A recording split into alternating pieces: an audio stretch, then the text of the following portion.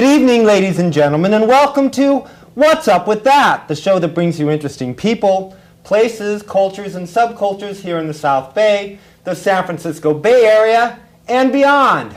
And tonight, what's up with ex-cons? What's up with convicts? And what's being done to help people in the prisons to gain skills? Well, as you know, the prison population in America continues to grow every day. Some people call it justice. Others just don't understand. Well, the real focus is what's being provided for prisoners to help them gain the skills needed to survive on the outside. Well, tonight we have a very interesting show. Joining me are three ladies who work at Elmwood Correctional Center. Please welcome to the show Julie Jacobs. She is a supervising coordinator for the Inmate Literacy Project. Judy Chavez, program coordinator for Correctional Center for Women, and Ellen Lobel. Aha, I got that one. Family literacy instructor. Hey, what's up with that? How you doing?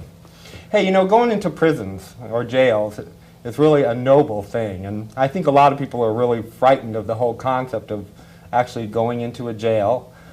Is there a typical person that you meet in your program? Is there a certain type of person that fits the description of a potential criminal or a convict? No, not really. They're just like your next door neighbor when you get in. They could be somebody who's working right beside you. Mm-hmm. And what would you say is the most common offense that people are in jail for? Substance abuse. Substance abuse. And so and is it rising? Do you see like an incredible increase in this situation? Substance abuse, yes, substance abuse has always been a problem, but I think that as we increase the war on drugs, we're declaring war on our own people. We'll throw them in jail. Well, the unfortunate problem when you talk about the Just Say No campaign is that we know it doesn't work. It hasn't worked. No, and we do have a lot of programs in jail for substance abuse to help people while they're in jail learn how to deal with their substance abuse problem. But with substance abuse, you have everything that's connected to substance abuse, such as robberies, armed robberies, domestic violence. Right. All those things are connected with substance abuse. And this is because they need the money to buy drugs? Is that? And it alters their personalities. When they're in jail and they're no longer on drugs, their real personalities come out. And we see just average, nice people. So you see average, nice people, and do you see people who are under the influence of substances? Usually by the time we see them, because we're in a program, we run a program, by the time we see them, they're clean. They've already been in jail for sometimes at least over 72 hours. And right. Usually they've already been there for 2 or 3 weeks by the time that we see them. Is there a problem with drugs in jails? Do they get them inside the... As far as we know, yeah, they do. Yeah. Occasionally, but they usually find them immediately. Well, I know in Elmwood there was, like last year, a big deal about smoking. No. And something about the Nuestra Smoking Familia. cigarettes. Right. Well, yeah. Smoking. I don't know. I guess I have to clarify that. Yeah. But I guess, you know, I read the story about a lady who works for, I think it was Nuestra Familia, which is a gang, a prison gang, and her entire income was made by attaching rocks to cartons of cigarettes and checking them over the fence. Somewhere in Elmwood, she had an accomplice or something, and, you know, this was happening, so I would think that it's certainly possible. Well, smoking is now, the way they ended that was smoking is now legal Right. inside the jails as of last January 1997. So that kind of put her out of business. When you talk to your particular clients, I don't know how you would want to phrase it, what kind of reactions do you get from them about what they're going through? Does society see them as, how do you think they see society viewing them? Oh boy, I don't know. Our focus on them is to ask them about their reading skills. That's how we first come in contact with them. So how they see society, a lot of times it is us and them, they see themselves as different, but the people that we work with see themselves also as different because they have low-level reading skills. Right. And does that mean low self-esteem? Is it Yes, all, everything that goes it's all with that. intertwined? And what happened there? Was there somewhere along the way that, did the California school system fail them? Did somebody not sit down and instruct them correctly? Or, I mean, I would think that you'd have to find a core problem to see. There are a lot of different reasons. Some of them tell us that they move very frequently when they're children. Their parents moved around and they moved from school to school, and they just never, they would get behind and they never got caught up, but they did get passed along. Because we do have people that come to our program who have high school diplomas, but still read far, far below the ninth grade level. That we take people from the ninth grade level below that into our program, and we frequently have them that come in with third, second grade level reading, even though they have a high school diploma. Yeah. So you work inside the jail every day, is that correct? Okay, what would you say is the most incorrect assumption that society makes about a convict or an ex-con? What is the number one thing that... Well, I would say that, you know, if you disagree, I would say that the incorrect assumption is that they're really different. Yeah. Even though some of them may have tattoos up their arms and down their arms and all over their chest, they're still people. Right. And most of them, as I said, are there for substance abuse. And that could be a whole myriad of reasons why they abuse substances.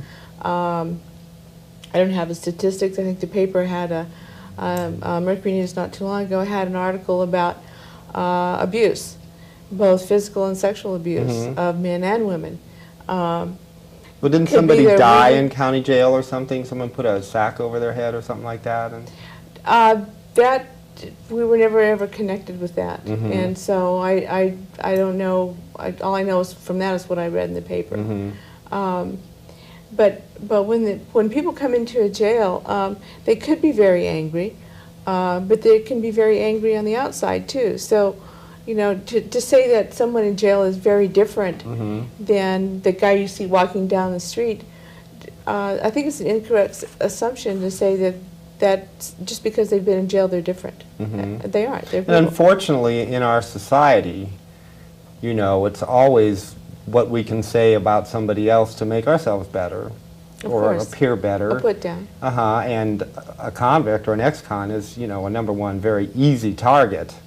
I believe when we were talking earlier, you said something about, or you'd said, you know, it could be anybody. It could be your next door neighbor. It could be, that's not how society sees them, though. You understand that. And you can understand how difficult it would be to go into, find a job, and they say, well, where have you been the last 2 years? It is very difficult. People in our county jails, though, very often, they don't, their families don't know, their children don't know that they're there. Their wives, usually spouses, do, but their employers don't know. They take a leave of absence. If they've been arrested for something and they know they're probably going to be there for a couple of months, they'll take a leave of absence from work. All right, well, within the jail, you provide a very unique service.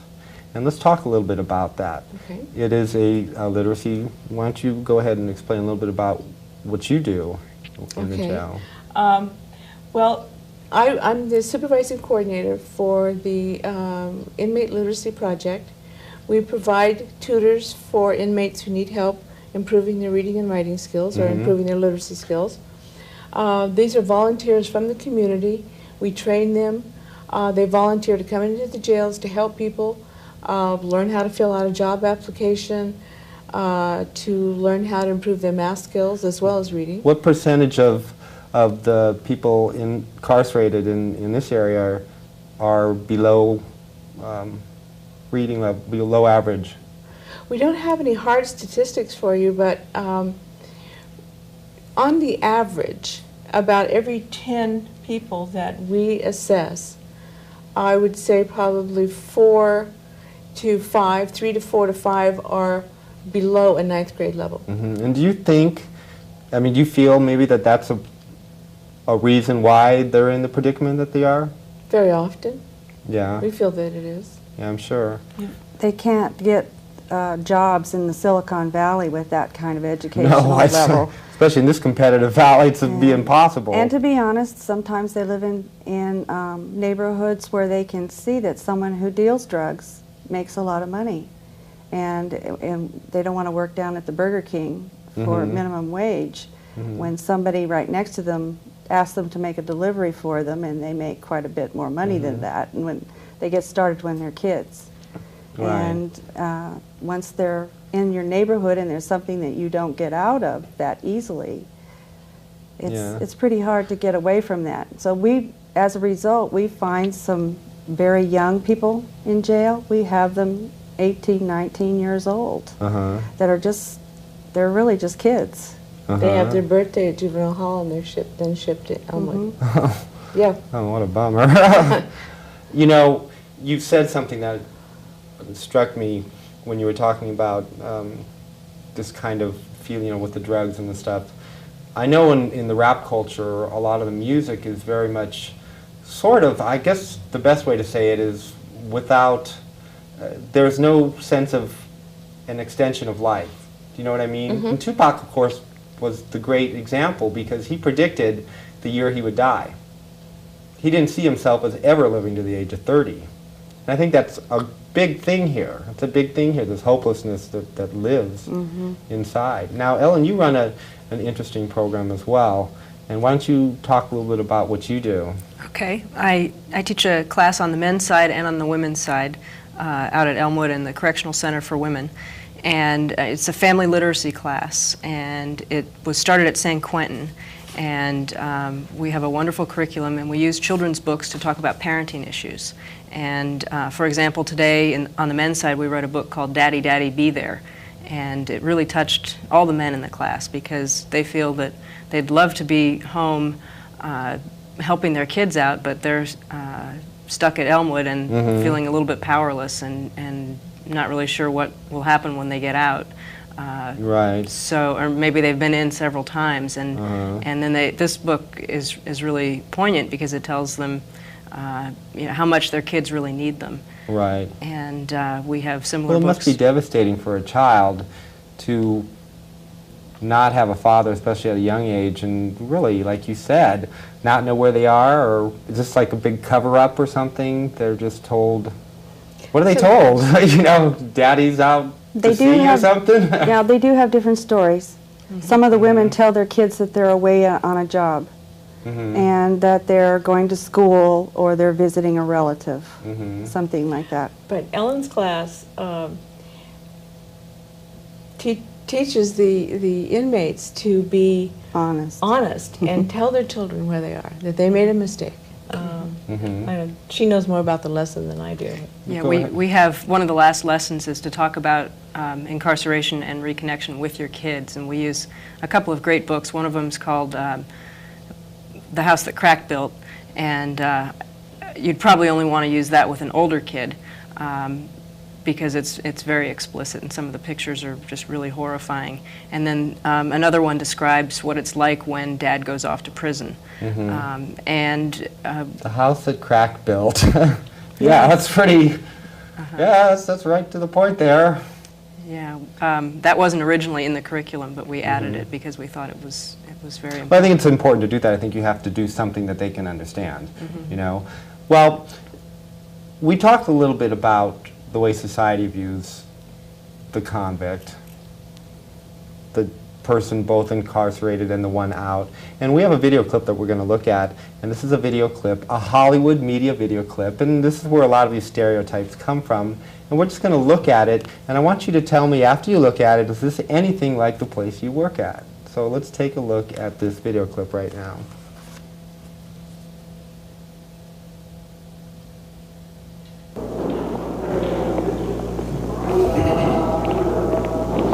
Open it up.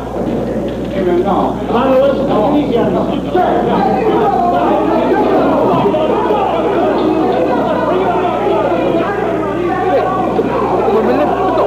Hey, I ain't done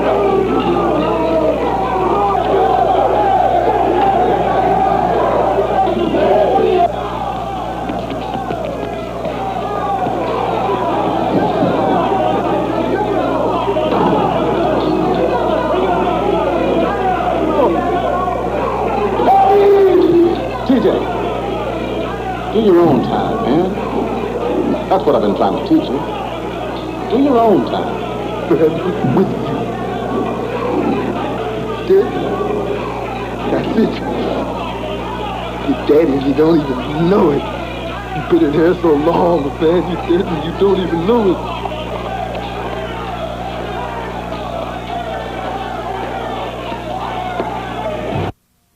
You have to understand that most films and television shows that deal with jails, even with NYPD Blue, which is supposed to be, you know, a little higher quality than some stuff, they still deal with that stuff. You're there every day. What's it like? Well, there aren't any bars anymore. It's windows, great big windows and open dorms. And the individual cells are two-man cells, usually. And they're allowed to come out, for at least 6 hours a day in most of them. And we walk into the dorms. We're allowed to go in just about all the dorms. And the window, there's an observation window where a correctional officer can watch at all times whenever we do that. And we usually stay right by the front door. But I personally have never felt threatened at any time. So you've never ever come across any kind of problem? Never. We're inside, when Judy's talking about us, when we're inside a dorm, we're inside with 60 to 70 men who are not locked up. They're in a large day area. And they don't have cells anymore. I mean, I hate to tell you, but I think most women, if you were going to say that you were going to be not locked, but placed in a room with, we're locked in, yes. Locked in with 70 inmates, I don't think they'd be looking at what we just saw and saying, oh my God, you know? Nothing like that at all. Never. As a matter of fact, they run and get me a chair, and they run and get me anything I want, and they turn the television down. They don't swear. They never swear. And if they do, they apologize. We're treated with the utmost respect. Very respectful toward us. Well, that's good, because I think that, you know, dispelling a lot of myths about this stuff. But then there's consequences, right? There's big consequences for behavior, and as well as when you get out. When you're an ex-con, you're in probation and all this stuff, and which brings me to my next question: how many repeat offenders do you see? Well, it's hard to say as far as a repeat offender, because most of the time what we see, if someone comes back, they violated a probation. If someone comes back 3 or 4 years later, that might be a repeat offender, means that they were arrested for an entirely new charge. But most of the time what we see in a county jail is someone is what we call rolled up, or they're rolled back into jail because they didn't pass a test, a drug test. And so they're sent back because that violates their probation. And so they're sent back to a county jail to finish their sentence. You know, or if they had been sentenced to a state prison, they will stay at Elmwood until it's decided where they're going to go, and then they may go to a state prison to finish their sentence. But repeat offenders, that's hard to say, because actually we don't see that many repeat offenders. That would be someone who, like I said, we would see maybe every 2 or 3 years, and it doesn't happen that often. Okay, well, we had actually, believe it or not, a very difficult time finding somebody to come on the show who was who's an ex-con for several reasons. Probably a lot we've already discussed, family issues and stuff like that. There was another issue where we were going to have an ex-correctional officer on, and that was a big turnoff for a couple of them. They just didn't want to come on the show for whatever reason. So we have a video clip of a person who did some time, and we're going to look at that video clip right now, and we can comment on what she's saying. So let's take a look at that right now. So what do you think of your experience in jail? What's jail like? It's a horrible life. It's the worst I've ever experienced in my whole life, and I hope I never go back there again. I mean, we hear a lot of times a lot of really strange things happen in jails, that they're really inhumane. What are some of the things that you saw, that you remember? I've seen them treating women really bad. have barely any clothes on, fighting, and the people that were very ugly. They treat us all like we were trash, pretty much. And well, the scary part is society sometimes looks at the convict or the criminal as that way, and that's a big problem. What do you think about that? Well, yeah, and yeah, I've gotten a lot of that myself. And when I was there, I was treated the same way. We're all treated the same way, and I think we did something wrong, and we paid for it by living the awful life in there. Is there abuse inside the jails? Yes, there's a lot of abuse. There's a lot. I've seen so much that I can't even tell you. Pretty awful stuff. It's pretty bad, yeah. Well, I guess the open question is then, why do we have so many repeat offenders? Well, I'm not, and I will never be. I'm going to try my best to remain, not have to go back there. Do you think this? They go back because I don't know, they like to do it, or they keep on getting in trouble. They don't care for their lives anymore. Well, it's a good thing that you're keeping out. Thank you very much for coming. I know it's been difficult, and we'll be going right back to the studio right now. There were some issues of, feeling like possibly her own person had been violated and stuff like that. But she talked a lot about, something that might be a little bit more maximum than Elmwood. And you've said that you've been to some of the state prisons? On a tour. Because we go in as civilians. How do they match up to Elmwood? I mean, what we saw earlier, was that more like what you might expect? At San Quentin and Folsom, there are 2 people to 1 cell with bars, and the cells are smaller than the ones we saw on the screen earlier. And that would seem like that would breed some serious discontent in a situation like that. Probably does, but incredible we don't work boredom. in prison. The worst thing about jails and prisons is the boredom. The boredom? Yes. That's so routine. Everything is exactly the same all the time. And if it weren't for television, I think that they'd really lose their minds. And our programs. Right. And our programs. And there's a lot of different programs that you had mentioned before. Besides what we do. And what are some of the programs that are provided in the jails here in Santa Clara? They're provided by some independent contractors, but the largest contractor is Milpitas Adult Ed. They provide teachers for vocational classes, welding, carpentry. They also provide teachers for substance abuse, conflict resolution, parenting, domestic violence, anger management, GED, high school. There is no other education higher than high school. If someone wants to work on they have almost enough units to graduate. While they're there, they can do independent study with the teacher helping them to get a high school diploma. But it stops there. Right. But there's a computer lab. There are quite a few opportunities for them to improve themselves. The thing that just gets me, I just don't understand still with all of this is, they have a lot of opportunities and a lot of this and that, and yet they do return as substance abusers. They don't. It doesn't seem to me like statistically, and from what we picked up in the net and stuff like that. I don't know so much about literacy. Hopefully, they're reading. I mean, that's the most vital thing, but it's this addiction problem. And it's, there's so many cases where the convict gets out and, 3 or 4 days later he's picked up in the liquor store or something like that. How do we break this cycle? What's the solution to it all? What's the big answer? I mean, I think you're doing... Clearly we don't have it, but we have some ideas. If we could ever narrow something down, it's just too complex as to why someone abuses substances. Again, like I mentioned earlier, it could be sexual abuse, could be physical abuse when they were children, could be frustration over not being able to read or write or be able to get a good job. There's a myriad of reasons of why someone might abuse substances. I mean, just think about it. And or commit crimes. If they abuse the substances enough, then they get caught and they go to jail.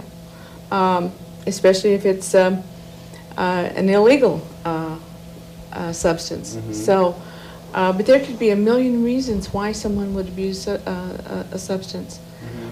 So I don't think we can ever really narrow that down. All we can do, I think, is help people who do become addicted by giving them substance abuse programs, trying to understand their addiction, the 12-step programs, the recovery house programs, and help them with their literacy skills. So with your literary skills, you mentioned also to me that there was something going on between the prisoners themselves, and that was I guess, a mentoring program. Explain a little bit of how that goes. Well, that's our peer tutor program.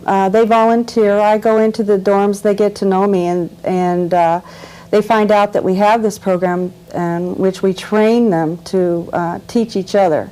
And they go through the 15-hour training, and then they choose who they want to work with. They find somebody who needs help, and they tell us what kind of materials they need. And if we feel that the person they have found has skills that are very low, we do an assessment ourselves. And we can even find a community tutor for those people, but the peer tutor stays with them. And for instance, I had one peer tutor who started with a woman who could not read at all. And by the time she left, the woman who couldn't read at the beginning was reading at the 2nd grade level, and it was mostly through the help of this other inmate. I think there's a lot of people that want to help, and thank God that you're there providing the services that you do. And that's all the time we have for What's Up With That. I'd like to thank Julie, Judy, and Ellen for coming on the show. You're welcome. Thank you. You're doing a noble job. And to our viewing audience, congratulations to What's Up With That for being a finalist in the National Video competition. You go. Great cast, great crew. And if you're walking down the street and you see something interesting and you wonder to yourself, hey, what's up with that? Well, tune into our show, What's Up With That, and maybe you'll find exactly what you're looking for. We'll see you next week on What's Up With That. Good night, everybody.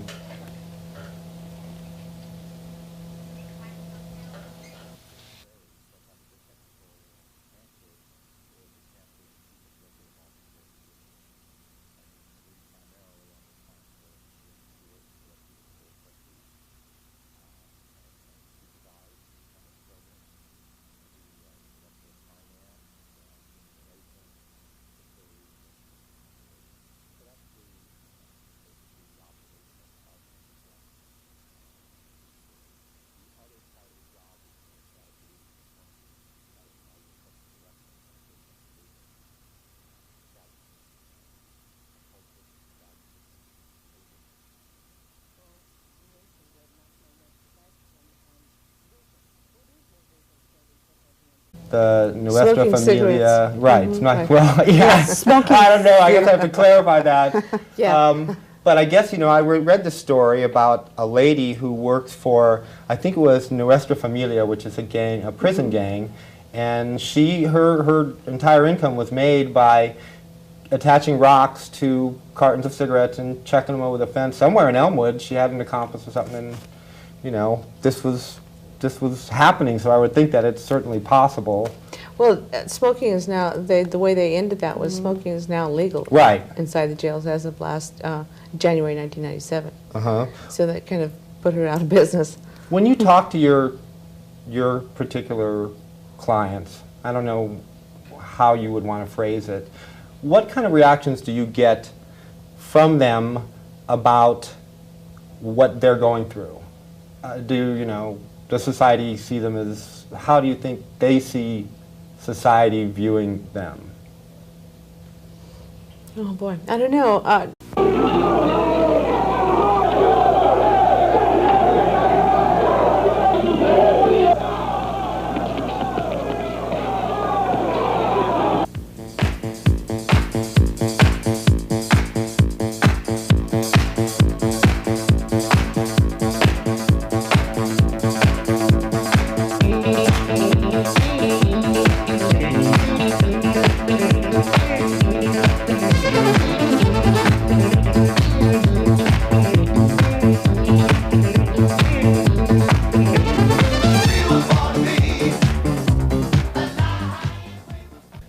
Good evening, ladies and gentlemen, and welcome to What's Up With That? The show that brings you interesting people, places, cultures, and subcultures here in the South Bay, the San Francisco Bay Area, and beyond. And tonight, what's up with ex-cons? What's up with convicts?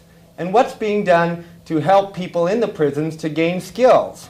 Well, as you know, the prison population in America continues to grow every day. Some people call it justice, others just don't understand. Well, the real focus is what's being provided for prisoners to help them gain the skills needed to survive on the outside. Well, tonight we have a very interesting show. Joining me are three ladies who work at Elmwood Correctional Center. Please welcome to the show Julie Jacobs. She is a supervising coordinator for the Inmate Literacy Project. Judy Chavez, program coordinator for Correctional Center for Women. And Ellen Lobel. Aha, I got that one. Family literacy instructor. Hey, what's up with that? How you doing? Hey, you know, going into prisons or jails is really a noble thing, and I think a lot of people are really frightened of the whole concept of actually going into a jail. Is there a typical person that you meet in your program? Is there a certain type of person that fits the description of a potential criminal or a convict? No. Right. All those things are connected with substance abuse. And this is because they need the money to buy drugs? Is that? And it alters their personalities. Mm-hmm. When they're in jail and they're no longer on drugs, their real personalities come out. And Mm-hmm. we see just average, nice people. Mm-hmm. So you see average nice people, and do you see people who are under the influence of substances? Usually by the time we see them, because we're in a program, we run a program, by the time we see them, they're clean. Mm-hmm. They've already been in jail for sometimes at least over 72 hours. And Right. Usually they've already been there for 2 or 3 weeks by the time that we see them. Mm-hmm. Is there a problem with drugs in jails? Do they get them inside the... As far as we know, yeah, they do. Yeah. Occasionally, but they usually find them immediately. Well, I know in Elmwood there was, like last year, a big deal about smoking No. and something about... No, not really. They're just like your next door neighbor when you get in. They could be somebody who's working right beside you. Mm-hmm. And what would you say is the most common offense that people are in jail for? Substance abuse. Substance abuse. And so and is it rising? Do you see like an incredible increase in this situation? Substance abuse, yes, substance abuse has always been a problem, but I think that as we increase the war on drugs, Mm-hmm. we're declaring war on our own people, we'll throw them in jail. Mm-hmm. Well, the unfortunate problem when you talk about the Just Say No campaign is that we know it doesn't work. It hasn't worked. No, and we do have a lot of programs in jail for substance abuse to help people while they're in jail learn how to deal with their substance abuse problem.